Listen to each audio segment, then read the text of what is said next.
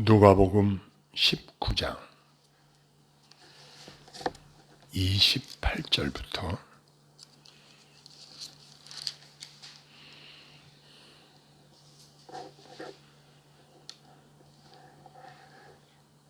44절까지 보겠습니다. 예수께서 이 말씀을 하시고 예루살렘을 향하여 앞서서 가시더라. 감람원이라 불리는 산 쪽에 있는 벳바게와 베다니에 가까이 가셨을 때에 제자 중 둘을 보내시며 이르시되 너는 맞은편 마을로 가라. 그리로 들어가면 아직 아무도 타보지 않은 나귀 새끼가 메어 있는 것을 보리니 풀어 끌고 오라. 만일 누가 너희에게 어찌하여 푸느냐 묻거든 말하기를 주가 쓰시겠다 하라 하시매 보내심을 받은 자들이 가서 그 말씀대로 하신 대로 만난지라. 나귀 새끼를 풀 때에 그 임자들이 이르되 어찌하여 나귀 새끼를 푸느냐 대답하되 주께서 쓰시겠다 하고 그것을 예수께로 끌고 와서 자기들의 겉옷을 나귀 새끼 위에 걸쳐놓고 예수를 태우니 가실 때에 그들이 자기의 겉옷을 길에 펴더라. 이미 감람산 내리막길에 가까이 오시매 제자의 온 무리가 자기들이 본 바 모든 능한 일로 인하여 기뻐하며 큰 소리로 하나님을 찬양하여 이르되 찬송하리로다. 주의 이름으로 오시는 왕이여 하늘에는 평화여 가장 높은 곳에는 영광이로다 하니 무리 중 어떤 바리새인들이 말하되 선생이여 당신의 제자들을 책망하소서 하거늘 대답하여 이르시되 내가 너희에게 말하노니 만일 이 사람들이 침묵하면 돌들이 소리 지르리라 하시니라. 가까이 오사 성을 보시고 우시며 이르시되 너도 오늘 평화에 관한 일을 알았더라면 좋을 뻔하였거냐. 지금 내 눈에 숨겨졌도다. 날이 이를지라 네 원수들이 토둔을 쌓고 너를 둘러 사면으로 가두고 또 너와 및 그 가운데 있는 내 자식들을 땅에 메어치며 돌 하나도 돌 위에 남기지 아니하리니 이는 내가 보살핌을 받는 날을 알지 못함을 인함이니라 하시니라. 아멘.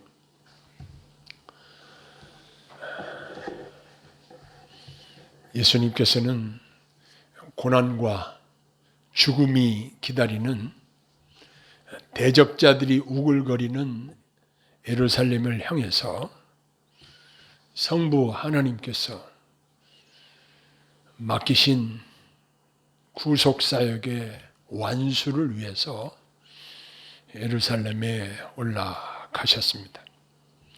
예수님은 앞으로 자신에게 닥칠 고난과 죽음을 미리 예견하시고도 담대하게 앞서서 나아가신 것입니다.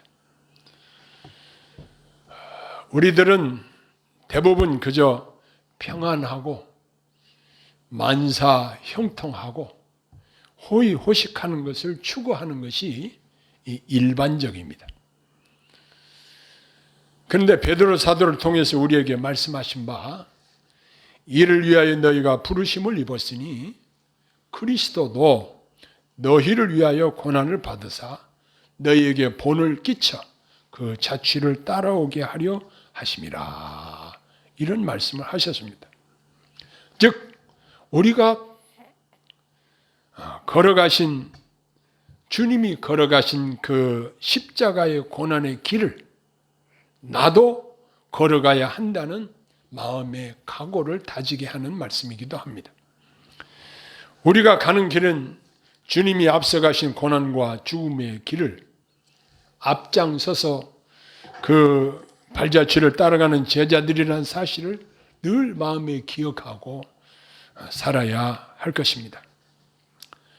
예루살렘에서 주님을 기다리는 것은 고난과 죽음이었지만 그 이후에 영광스러운 부활 승리를 내다보고 계셨고 또한 이 사실을 제자들에게 예고하신 바 있으셨습니다. 그래서 히브리서 12장 2절에는 이렇게 말씀합니다. 저는 그 앞에 있는 즐거움을 위하여 십자가를 참으사 부끄러움을 개의치 아니하시더니 하나님 보좌 우편에 앉으셨느니라. 이러한 기록이 있습니다.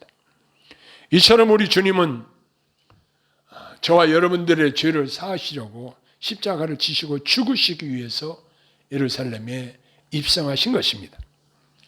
이러한 주님의 발자취를 따라가며 헌신 충성하는 성도들을 주님이 기뻐하실 것입니다. 그러나 대부분의 생각들은 내가 왜 예수 믿는데 이런 고난을 당해야 하는가? 하나님이 계시다면 왜 나에게 이러한 어려움을 허락하시는가? 이러한 의문이 들 수도 있을 것입니다. 그러나 십자가의 고난이 없다면 부활의 영광이 있을 수도 없고, 우리에게 닥친 내 몫의 십자가의 고난을 잘 통과하는 자들에게 우리 하나님께서 칭찬과 영광과 상급이 있을 것이라는 사실을 성경이 우리에게 약속하고 있다는 사실을 기억해야 할 것입니다. 우리가 이 땅에 사는 기간이 많다 하면 많고 적다 하면 적고 길기도 하고 짧기도 하고 이렇게 여러 가지로 생각할 것입니다. 그러나 우리가 이 땅에서 사는 기간은 그야말로 유한한 기간입니다. 한계가 있습니다. 100세 시대, 100세 시대 하지만 아무리 오래 산 사람들이 가서 물어봐도 삶을 어떻게 살았느냐, 정말 좋았느냐라고 물어본다고 한다면 우리 인생은 수고와 슬픔으로 연속된 생활입니다. 이마에 땀을 흘려야 벌어먹고 살 수 있고 또 많은 어려움들이 우리 앞에 놓여 있고 그 한 가지 문제를 해결하면 그 다음 문제가 우리 앞에 봉착해 있고 계속 되는 그러한 어려움 가운데 우리가 살고 있습니다. 요즘은 국가적으로 어려움을 겪고 있어서 장관들이 입는 옷이 있습니다. 그 잠바, 노란색 잠바. 재난 시에만 입는 그 잠바를 계속 입고 이제 방송에 나와서 국민들에게 이제 여러 가지 이야기로 호소를 하고 있는 내용을 보게 됩니다. 이러한 비상시국이 계속되는 이러한 상황 속에서 우리가 하나님 앞에서 이 땅에 사는 동안 어떻게 살아야 될 것인가? 내가 살아도 주를 위해서 살고 죽어도 주를 위해서 죽나니 사나 죽으나 주의 것이라고 하는 우리 마음속에 이러한 믿음으로 주님 바라보고 내 몫의 십자가를 지고 묵묵히 주님을 따라가다가 주님이 우리를 부르실 때 주여 내 영혼을 받으시옵소서 하고 가는 것이 우리 인생이라고 할 수 있는 것입니다. 그 다음에는 예수님은 평화의 왕으로서 스가랴 선지자를 통해서 예언하신 대로 나귀 새끼를 타고 입성을 하셨습니다. 예수님께서는 제자들에게 그 예비하신 나귀 새끼를 끌고 오라고 분부하십니다. 나귀는 개인 재산입니다. 아니 생판 모르는 사람이 와가지고 내 나귀 새끼를 끌고 간다고 하면 누가 주겠습니까? 그런데 예수님께서는 제자들에게 이렇게 말씀하셨습니다. 주가 쓰시겠다 하라. 이 말 앞에는 아무도 토를 달 수가 없었습니다. 이처럼 예수님은 하나님의 계획대로 정확하게 구속사역을 완수하는 데 있어서 구약 성경의 선지자를 통해서 예언된 대로 그대로 그 자취를 따라가셨습니다. 여기서 우리가 생각해야 할 점은 나귀 새끼를 끌어오는 데서 우리가 생각해야 될 점이 무엇인가? 예수님께서는 제자들에게 한마디로 교훈하시기를 주가 쓰시겠다 하라. 이렇게 말씀을 하십니다. 다시 말해서 주님이 쓰시겠다면 아무 이유 없이, 아무 거부 반응 없이 기쁨으로 드릴 수 있는 것이 참으로 참된 축복이라는 것입니다. 우리 가진 것이 다 주님 은혜로 우리에게 주신 것들입니다. 그러므로 주님이 필요하시다면 언제든지 무엇이든지 기쁨으로 드릴 수 있다는 것이 얼마나 감사한 일인지 모릅니다. 나의 물질, 나의 재능, 나의 건강, 나에게 주어진 시간들, 내 자녀들, 대부분 다 하나님 은혜로 우리에게 주신 것들인데 주님이 쓰시겠다고 하면 얼마나 영광입니까? 나의 생명까지도 주님을 위해서 쓰여진다고 한다면, 주께서 쓰시겠다고 하는데 들어진다고 한다면 얼마나 영광이겠는가, 이런 생각을 해봅니다. 예수님께 드려져서 예수님이 타고 간 이 나귀 새끼는 예수님이 예루살렘에 입성하실 때 종려나무 가지를 흔들면서 호산나 찬송하고 환영할 때에 나귀도 함께 그 영광을 받았던 것입니다. 물론 나귀 새끼의 연약한 몸으로 무거운 예수님을 등에 태우고 얼마나 힘들었겠습니까? 그러나 예수님께 쓰임을 받았다는 그 영광을 누린 것입니다. 그리고 구약 성경의 메시아 예언 성취의 한 부분을 담당하는 이 나귀 새끼, 만왕의 왕 되신 예수님을 존귀한 나귀 새끼가 된 것입니다. 이처럼 보잘것없는 우리가 주님께 헌신된 존재가 되어진다고 한다면 이거 얼마나 복되고 영광스러운 일인지 모릅니다. 그리고 주님이 합당하게 사용하신다는 사실이 얼마나 복된 일인지 모릅니다. 그래서 우리가 기도하기를, 주여 나를 주님의 뜻대로 사용하시옵소서. 나의 삶 전부가 주님의 뜻대로 사용되기를 원합니다. 이것이 얼마나 합당한 소원인지 모릅니다. 이제 사람들이 자기의 겉옷을 나귀 새끼 등에 얹고 또 자기 겉옷을 길에 펴며 깔아드리면서 주님을 찬양하며 환영하며 높여드렸습니다. 오늘날 주님의 몸된 교회의 권위가 땅에 떨어졌다고 사람들이 걱정들을 합니다. 코로나19 사태로 인해서 국가에서 주일날이면 공무원들을 교회에 파견해서 감시를 하고 있는 것을 봅니다. 그러나 우리 성도들도 국민의 한 사람으로서 방역에 적극적으로 협력하는 것이 서로의 생명과 서로의 건강을 지키는 길이기에 법을 지키고 방역 수칙을 준수하는 것입니다.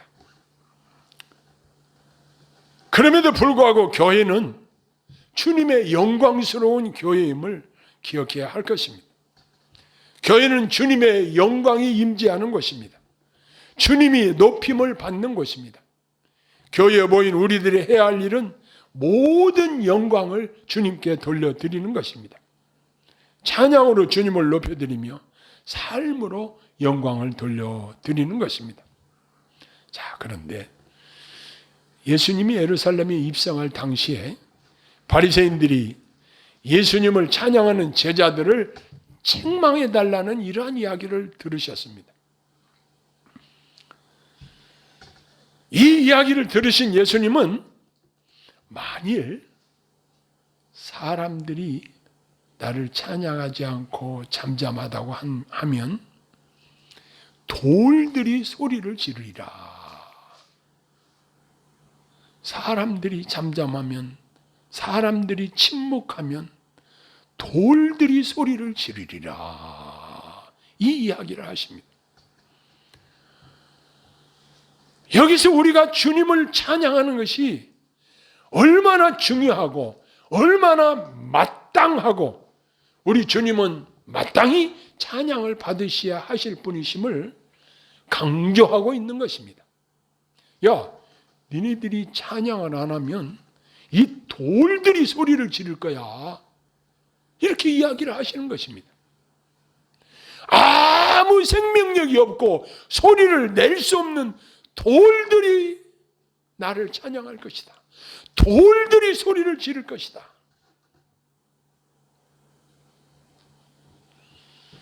우리가 주님께 찬양을 드리는 가치는 주님께서는 어떠한 가치로 평가하시고 받아주시는가? 시편 기자의 말씀에 의하면 황소를 드림보다 여호와를 기쁘시게 하는 것으로 평가하고 있습니다. 이처럼 우리의 찬양을 기쁘게 우리 주님이 받으시는 것입니다. 예수님이 예루살렘에 입성하실 때 사람들이 종려나무 가지를 흔들면서 호산나 다윗의 자손을 오시는 이여 호산나 호산나 하면서 예수님을 찬양했던 것처럼 오늘날 우리들이 수가 적든지 많든지 예배당에 모여서 하나님을 찬양하는 거 너무 우리 하나님이 기뻐하시는 것입니다. 그런데 바리새인들은 군중들이 예수님을 찬양하는 것을 못마땅하게 생각을 했습니다. 아마 속으로 참남하다고 생각을 했을지도 모릅니다. 하나님만 받으실 찬양을 왜 저 예수란 사람에게 돌리는가? 아주 못마땅하게 생각하고 직접 예수님에게 예수님의 제자들을 책망하라고 이렇게 이야기까지 할 정도였으니까 말입니다. 그들은 예수님이 메시아이시고 자기들을 구원하러 오신 구원주이심을 몰랐기 때문에 이런 이야기를 하는 것입니다. 사단은 우리 입술에서 찬양이 나오지 못하게 하고 대신 원망과 불평이 나오게 하지만 성령께서는 우리 입술에서 항상 찬양이 흘러나오게 도우십니다. 요즘은 옛날처럼 카세트 라디오나 이런 것이 없어도 스마트폰 하나에 얼마든지 좋은 찬양곡들, 수준급들의 좋은 찬양들을 우리가 들을 수 있습니다. 저는 차에 스마트폰 거치대에 스마트폰에서 정말 좋은 찬양들을 틀고 운전하는 습관이 생겼습니다. 운전하는 그 장시간 동안 정말 잘 부르는 찬양 가수들의 그 찬양을 들으면서 나도 함께 찬양에 동참하면서 운전을 하면 너무 좋아요. 운전하는 시간이 찬양으로 하나님과 교통하는 시간이 돼요. 너무너무 좋아요. 찬양이 우리의 삶의 중요한 부분을 차지하기를 소원합니다. 만약 우리가 찬양하지 않는다면 생명이 없는 돌들로도 소리를 지르게 하신다는 이 말씀을 우리가 기억해야 할 것입니다.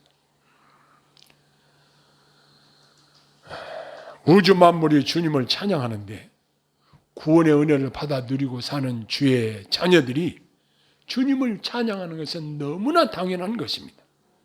우리가 하루 동안에 얼마나 찬양을 드리며 살 수 있는지는 우리의 헌신을 가늠하는 척도가 될 것입니다.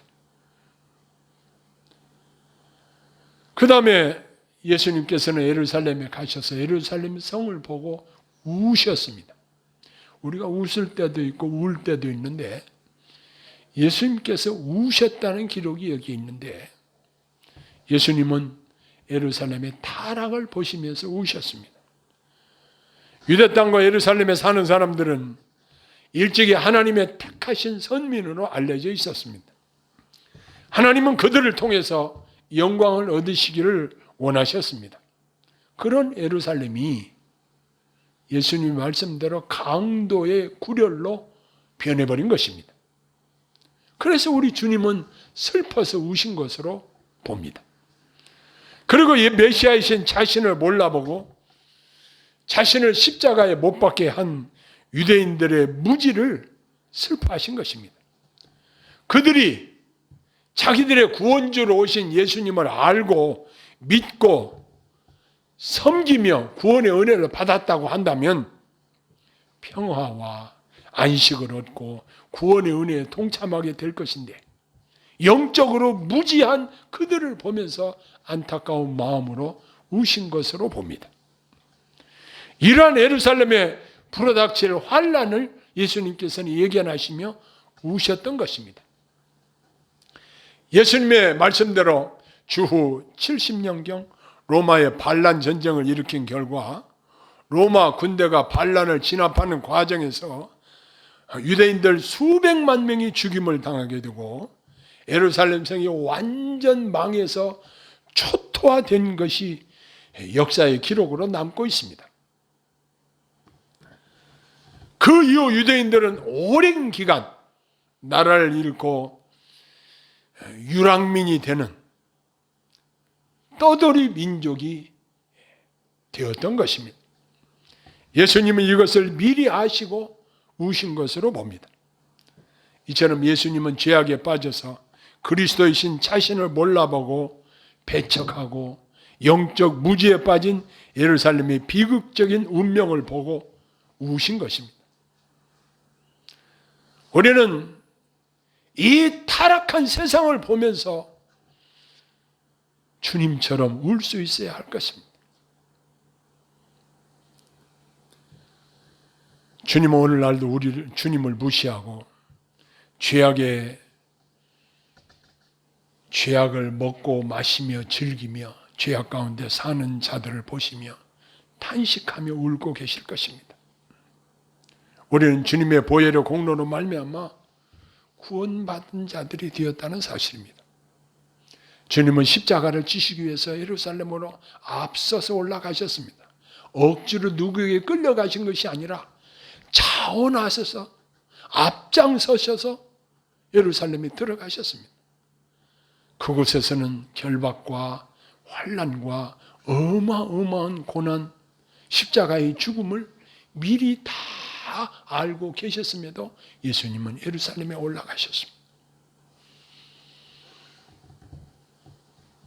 그리고 그들에게 환영과 찬양을 받으셨지만 군중들은 어느 날 돌변해서 예수를 십자가에 못 박으소서 소리 지르는 사람들로 변해버리고 말았습니다. 예수님을 따르던 제자들마저 다 예수님의 곁을 떠나버리고 말았습니다. 그것이 주님 가신 그 길이었습니다. 우리가 이 땅에 사는 동안 내 몫에 십자가를 지고 가는 것은 주님이 우리에게 허락하신 축복입니다. 내가 부귀와 영화를 누리고 사는 것만 축복이 아니라 내 몫의 십자가를 내가 감당하고 나아가는 것, 이것 또한 놀라운 축복이라는 사실을 기억하고 묵묵히 주님이 우리에게 맡기신 고난들을, 우리가 당하는 고난들을 잘 기쁨으로 감당하며 나아가야 할 것입니다. 그뿐만 아니라 이제는 멸망으로 치닫고 있는 이 세상을 바라보면서 마치 내가 범죄한 사람인 것처럼 하나님 앞에 눈물로 기도할 수 있는 이러한 은혜가 우리에게 있어야 될 줄로 믿습니다. 예수님께서 예루살렘에 입성하시면서 우리에게 보여주신 이러한 일련의 언행들은 우리 신앙생활을 어떻게 해야 될 것인가를 바르게 잘 이정표로 주시는 모범이셨습니다. 이제 저와 여러분들은 주님의 보혈의 공로로 말미암아 구원받은 자들이 되었다는 이 사실을 가지고 늘 하나님을 찬양해야 할 것입니다. 그리고 이 믿음을 지키고 주님이 나를 사용하시겠다고 하면, 주가 쓰시겠다고 하면 언제든지 나의 소유물이나 나 자신까지도 내어 드릴 수 있는 그러한 은혜가 있기를 소원합니다. 우리 큰며느리가 우리 아들과 결혼할 때 치 앞으로 빚이 있었어요. 그래서 신용불량자가 됐어요. 나는 그것이 참 사돈이지만 매우 못마땅하게 생각을 했어요. 아니, 자기가 빚을 지는 것은 괜찮지만 결혼할 자식에게까지 그런 어려움을 허락하는가? 이런 생각으로 참 아무리 무능해도 그렇지 어떻게 애들을 신용불량자로 만들어서 결혼시킬 수 있는가? 이런 생각을 하게 되었습니다. 그런데 우리 며느라의 마음속에도 부모를 향한 그러한 원망하는 생각이 늘 마음속에 있었던 모양입니다. 그런데 미얀마 선교 현지에 가서 보니까 자기 아버지가 가서 선교했던 선교 현장에 가서 보니까 교회가 잘 세워지고 거기 있는 사람들이 야, 선교사님 딸이 왔다고 그렇게 환영을 하면서 많은 선교의 열매들이 맺힌 걸 보고 야, 우리 아버지가 정말 우리 아버지의 헌신이 정말 가치가 있었구나. 그것을 보고 왔다는 거예요. 정말 너희들 식구가 많은 경비를 들여서 갔지만 정말 좋은 것을 보고 왔구나. 이제 아버지에 대한 서운한 감정도 없어지고 우리 아버지가 하나님 나라 확장을 위해서 선교를 위해서 이렇게 수고를 했구나. 내가 신용불량자 된 거 그거 아무것도 아니구나. 이것을 깨닫게 되었다는 것입니다. 우리가 이 땅에 사는 동안 주님이 내가 필요하다면 나를 드리고 내 자식이 필요하다면 자식을 드리고 내 재물이 필요하다면 재물을 드리고 주께서 내게 주가 쓰시겠다 하라 하시는데 뭘 못 드리겠습니까? 우리의 적은 헌신이 하나님 나라 확장을 위해서 하나님 영광을 위해서 조금이라도 필요하다고 한다면 기꺼이 우리 주님이 나를 향해서 내가 쓸 테니 좀 내놔라 하면은 언제든지 내놓을 수 있는 이러한 은혜가 참으로 복된 성도들에게 임할 것입니다.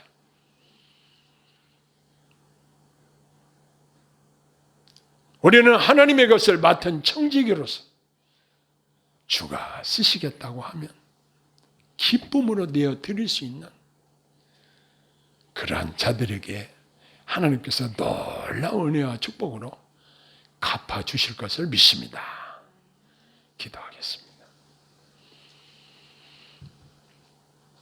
하나님 아버지, 우리가 이 땅에 사는 동안 모든 것을 주께로부터 받았습니다. 저희들이 주님 앞에 적극적으로 헌신할 수 있도록 도우시고 우리가 주님을 찬양하되 기쁨으로 주님을 찬양할 수 있도록 도와주시고 우리의 생활로 입술로 행동으로 주님을 높이는 생활을 할 수 있도록 도와주옵소서. 예수님 이름으로 간절히 기도합니다. 아멘.